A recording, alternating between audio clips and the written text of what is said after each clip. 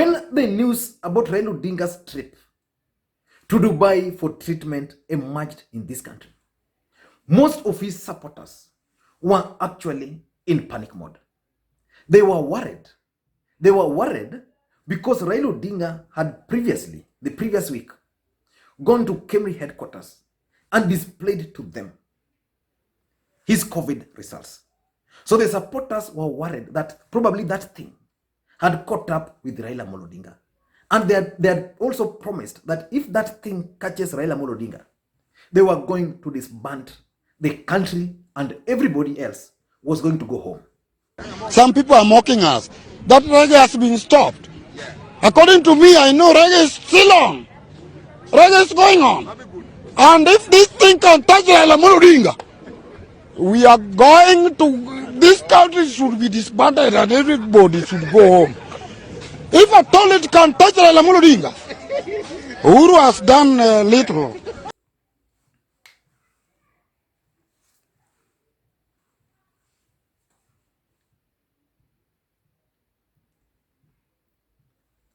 Because even the way that information was relayed, it was relayed by Dennis Itumbi. And according to Dennis Itumbi, Raila Odinga was in very bad shape. But within a week, in less than 1 week, Raila Odinga emerged through a video shared by the daughter Winnie Odinga while in Dubai. And Raila Odinga was in good health according to the video which was shared. And the supporters were relieved. And they started planning on how to organize a second edition of Baba While You Away for Raila Odinga. But again, they were disappointed because Raila Odinga decided to sneak into the country. And after sneaking into the country, Raila Odinga decided to take a political break for 2 weeks. And the 2 weeks are lapsing. But the bad news is that Raila Odinga is still going to stay away from politics for the next 2 weeks. But in my view, that's not the biggest problem. Something tells me, and I'm convinced 100% sure, something tells me, and I am convinced, that Raila Odinga is currently under a very tight corner, politically speaking. So today I want us to look at how Raila Odinga is finding himself in a very difficult political situation in this country. But before we do that, if you are watching this video for the first time, I want you to take a second or two and click the subscribe button so that next time we produce a video like this, you get notified. Now, today I want to go straight to the points. Why am I saying that Raila Odinga is finding himself in a very tight political corner?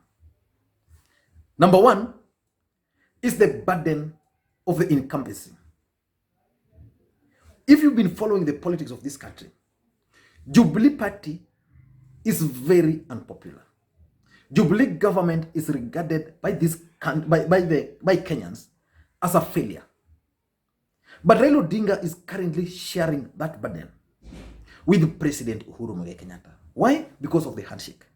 And strategically, the deputy president William Ruto is trying to project an image of an outsider into this government. What I still don't know up to now is whether the performance of Jubilee Party in the first term and the performance of Jubilee Party in the second term is good or it's different. For example, is there a chance that in the first term of Jubilee government, everything was okay, this country was running smoothly, there was no corruption, everything was running smoothly. And now because of the handshake, this country is now corrupt, everything is stalled. So in my view, the government of Jubilee, the Jubilee government failed from day zero up to now. But because the Raila Odinga is now with President Uhuru Kenyatta, is also sharing the blame, is sharing the burden of this government. And because the deputy president is trying to run away from the burden of Jubilee government, I think the deputy president is likely to succeed in that. But Raila Odinga must also find a way of explaining to Kenyans why he is in government. Is he in government to help, or is he in government to destroy? And is there positive things his being in government has helped? So these are things which Raila Odinga needs to explain. And again, his supporters are not even happy. They believe the government is giving them raw deal. in appointments always treble. So Raila Odinga is currently carrying that burden. And in my view, it's a heavy burden which he must find a very clear and strategic way of running away from. The burden of incumbency. The second thing Raila Odinga is finding himself in, the second corner, is what I call the handshake dilemma. There are things which President Uhuru Kenyatta is supporting this government, and they are not good. And Raila Odinga must also support them. Because without supporting them, Raila Odinga will be seen to be fighting the president. I want to give you a typical example and the biggest problem Raila Odinga is facing, burden Raila Odinga is facing today. The county government, the Senate tomorrow is likely to vote to divide revenues to counties. And the third generation formula, which they are going to vote for, is favoring certain counties and not others. And the counties which are going to lose revenue are mostly the marginalized. You go to Tharaka Nithi, it's going to lose. Meru is going to gain. You go to Taita Taveta, it's going to lose. And mostly the counties which supported NASA and those marginalized. Raila Odinga has always been known to be the father of devolution. The main purpose of devolution was to take resources from the national level to the counties, so that the counties which were not developed because they were being marginalized by the successive government were now going to be able to do their own things. But there's a formula. And that formula, if it is going to be applied today, it's going to favor Uasin Gishu. It's going to favor Uasin Gishu. It's going to get like over 1 billion more. It's going to favor Kericho. It's going to favor Nandi. It's going to favor counties, in most counties in Mount Kenya region. But Raila Odinga cannot talk about that. I know he has tasked his team to reject that bill. But that is likely to put him in a collision, but that is likely to set him up against the president. So how will Raila Odinga move? Because the other day I was seeing Aisha Jumwa in Malindi talking about this particular matter. Remember, Aisha Jumwa is in Tanga. So he was asking the senator to ask ODM senators from Luo Nyanza and from Nyanza generally to vote against that bill. But Aisha Jumwa was not advising or was not even appealing to the deputy president to ask the senator for Kericho, the senator for Uasin Gishu, the senator for Kericho, those senators to vote against that because it's favoring those teams. So that's the dilemma. I want you to listen to Aisha Jumwa briefly, then we can continue so that you can understand the dilemma Raila Odinga finds himself in. Bajeti ambayo tumepitisha sisi kama bunge la kitaifa ni bilioni 316 zimepangwa kugawiwa kaunti. Lakini formula ambayo inatumika kaunti zote za pwani zinaenda kupoteza takriban bilioni 8. Na leo nataka nimpongeze sana mheshimiwa seneta wetu wa Kilifi kwanza kwa ile bidii ambayo amesimama nayo kumpinga ule mswada wa ule mgao wa pesa ambao unaletwa kule katika Senate. Mheshimiwa Mazayo, tunakupongeza sana kwa kusimama na watu wako wa Kilifi. Na mimi nataka niseme hivi, huyu Mazayo peke yake anahitaji kura 6 za kutoka Nyanza zikiongozwa na Orengo akiwa Siaya County, Kajwang akiwa Homa Bay County, na Achilwa Yako akiwa Migori, akina Okongo Omugeni. Sisi wote tulipiga kura na watu wao ndani ya chama cha ODM. Leo wao wanafaidika, kina Olengo wanatuasi sisi watu wa pwani. Sasa tunafukiru galala ni ODM. Funa Lumira na mafunumiza oneo. Ni kitu gani Nyanza haiwezi kusimama na kosti hivi sasa? Na sisi tulipiga kura kama wapwani, tukapiga kura bila upinzani, tukampigia wenzetu wa Mheshimiwa Raila Odinga.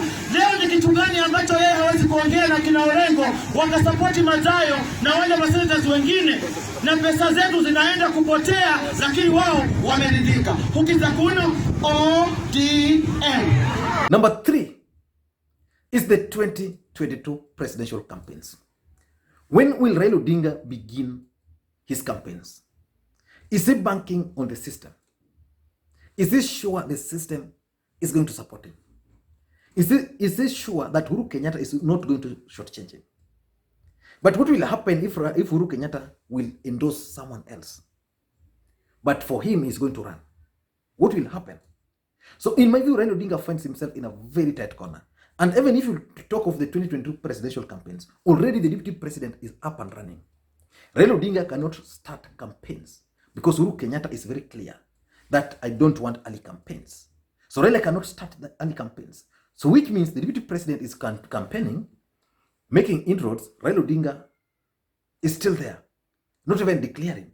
The other dilemma he finds himself in the same 2022 campaigns is Central Kenya. How is Central Kenya going to react if Raila Odinga were to declare his bid for the presidency today? Will they abandon him? Or will they support him? And what's Uhuru Kenyatta's stand on Raila Odinga's presidency in 2022? So Raila Odinga, in my view, finds himself in a very tight corner. I'm sure if Raila Odinga was not in this handshake with Uhuru Kenyatta, Raila Odinga would today be moving around the country. Of course, Raila Odinga has been moving around the country, but for the Building Bridges initiative. But Building Bridges initiative is serving whose political interest? In my view, President Uhuru Kenyatta first, and then Raila Odinga. Politics is supposed to be about personal interest. Number 3 is the same Building Bridges initiative. Is Building Bridges initiative going to pass? Is it going to fail? And if it's going to pass, who is going to get the credit? And if it's going to fail, who is going to carry that burden of failure? I want to tell you the politics. William Ruto, in my view, is likely to oppose the Building Bridges initiative. He's going to do that for the single reason that he wants to test his campaign strategy, his campaign structures. In my view, if this thing is going to go outside there, and it's going to appeal to Kenyans, because most Kenyans really are very angry at the moment and might not support the Building Bridges initiative. Although the system will pass it, but majority might not vote for it. But what about Raila Odinga? Today in this country, the president left the Building Bridges initiative campaigns on the shoulder of one man, Raila Odinga. So which means if it is going to backfire, it's again going to backfire on one man, Raila Odinga. So Raila Odinga finds himself in a dilemma. Right now, Raila Odinga is sick. The Building Bridges initiative is not moving. When he came from Dubai, the State House announced that Raila Odinga and Uhuru Kenyatta were going to receive the report. Then after receiving the report, what next? Still, the burden will be on one man, Raila Odinga. But what will happen if the Building Bridges initiative is going to fail? Who is going to bear that burden? I'm sure it's only Raila Odinga. So Raila Odinga is finding himself in a very, very tight corner. And lastly, the ODM party. Raila Odinga is busy pursuing the Building Bridges initiative.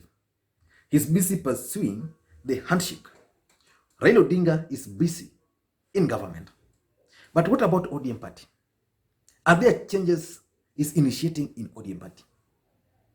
Because today, ODM party should be at the forefront, pushing for the reforms at the IBC.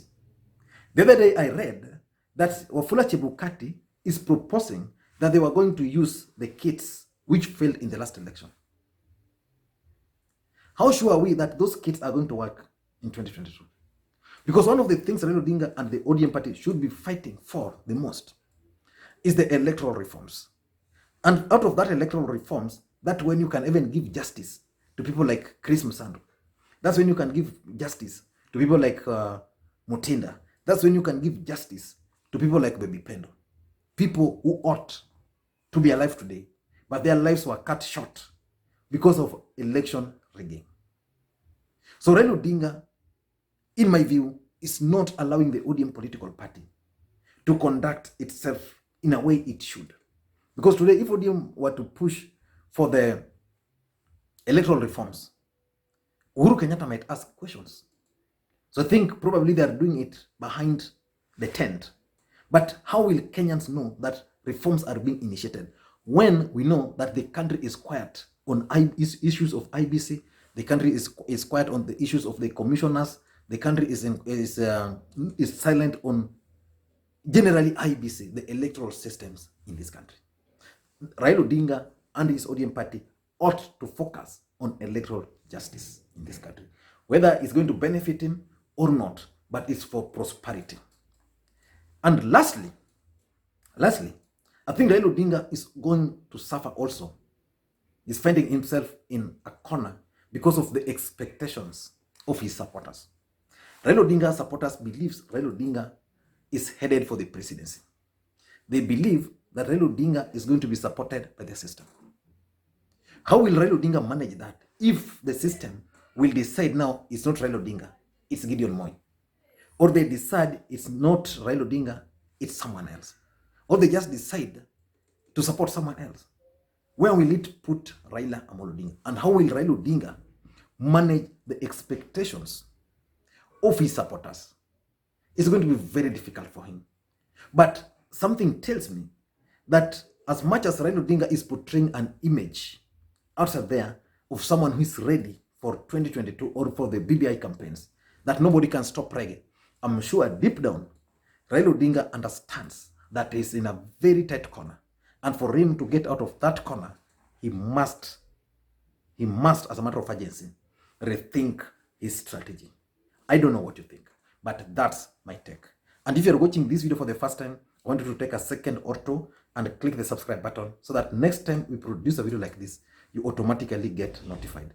And to the subscribers, I want to continue to thank you guys for your continued support. Because without that support, this channel cannot be where it is today. I want to thank you guys. And the request which I always make on this platform is just one. Help me create interactions. How do you help me create interactions? Number one, give the video a thumbs up if you like it, or even thumbs down if you don't like it. Because if you don't like it, then I'll know the kind of content. That if the thumbs down are many, I'll know that the content was not good. And if the thumbs up are high, then I know the content was good. Then I can create more of such contents. The other one is through dropping your comments. Do you think Raila Odinga is suffering or is in a tight political corner, politically speaking? Just by dropping your comments, then YouTube is able to activate certain algorithm which helps the channel to grow. And lastly, the best one is actually to share these videos to your WhatsApp pages. In your WhatsApp, on your Twitter, on your Facebook, and even just share it with your friends. Just tell a friend to tell a friend to tell a friend about this channel. Thank you guys, and please may you have a good day.